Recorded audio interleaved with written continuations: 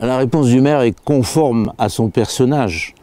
Il me répond en donneur de leçons, en prince agacé par une question futile de son sujet. Je dois dire que pourtant, moi, je pensais que ma question était légitime, parce que s'il y a bien un sujet qui intéresse les habitants de la vallée de Chamonix aujourd'hui, eh bien, c'est les remontées mécaniques, et qui les inquiètent même. Au lieu de cela, je suis qualifié de procureur, et de procureur en plus qui ne sait même pas lire, et qui cite des chiffres inexacts. Alors, ces chiffres, on peut en parler. Par exemple, je cite 85 millions d'euros au lieu de citer soi-disant 61 millions d'euros qui serait le bon chiffre lors de l'attribution de la délégation de service public à la Compagnie du Mont Blanc.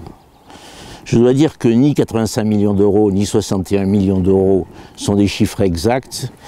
En fait, ce sont des chiffres bidons parce que tout simplement, à l'époque, lors de la passation de ce contrat, on a voulu que la Compagnie du Mont Blanc ne paye aucun droit d'entrée à la commune.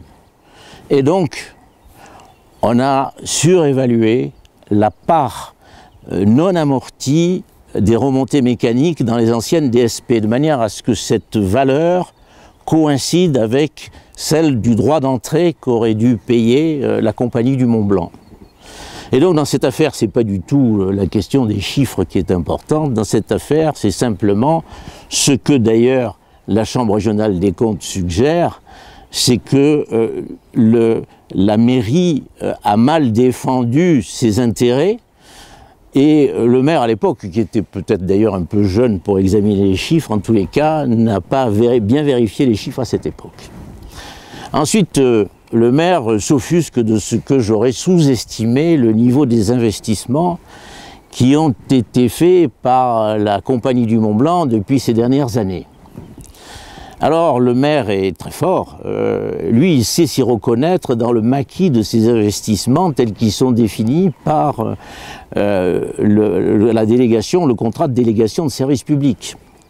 Parce qu'il y a des distinctions subtiles entre les investissements de modernisation, les investissements de renouvellement, les investissements sur les pistes, les investissements sur les engins de damage, les investissements sur les bâtiments, sur les gares de téléphériques. Même la Chambre régionale des comptes, d'ailleurs, avoue qu'elle n'y reconnaît pas grand-chose. Donc, quand le maire cite un chiffre sur les investissements, de quel investissement parle-t-il? D'autant que la CMB, entre-temps, depuis 2013, est devenue également concessionnaire des remontées mécaniques de Megève, et donc inclut-il dans ces investissements les investissements qui concernent Megève et qui n'ont finalement ne profitent en rien à la commune, à la vallée de Chamonix.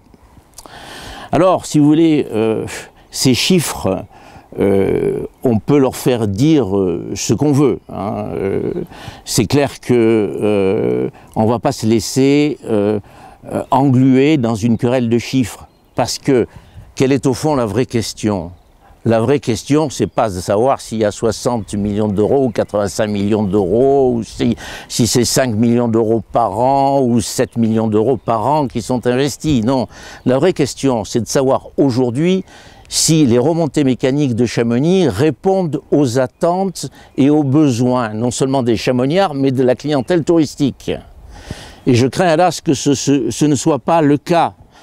Parce que, si l'on en juge par en tous les cas, toutes les avaries, les pannes, voire les incendies que ces vieilles remontées mécaniques subissent aujourd'hui, eh bien, on peut se poser des questions. Et ça, pas simplement sur les remontées mécaniques des grands montées, mais également sur celle du Tour, sur celle de la Flégère, voire celle du Brévent.